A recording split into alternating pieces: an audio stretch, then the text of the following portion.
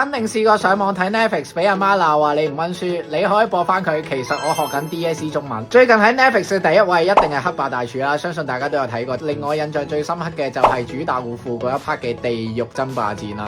其實就係講緊佢哋咧需要用豆腐作為題材啦，去煮出唔同嘅菜式，但係以豆腐為主題。咁呢樣嘢同 DSE 作文有咩關係呢？有一啲好出名嘅大廚煮嘢食嘅實力當然毋庸置疑啦，但係佢哋犯咗一個喧賓奪主嘅錯誤。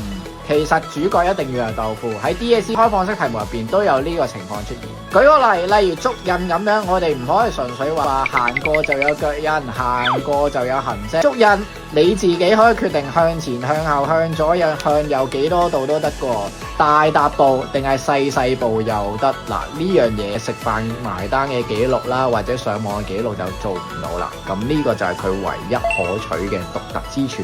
我哋手頭上好多 DSE 嘅同學仔都喺唔同嘅類型攞到5星星。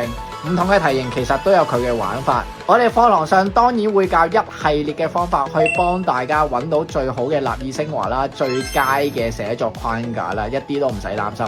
有興趣嘅去翻 IG 包 link pick 翻個新優惠，直接報名上堂。follow 翻 IG， 繼續留意我嘅 IG Reels， 繼續用生活角度去學好 DSE 中文。我哋下段片再見，拜。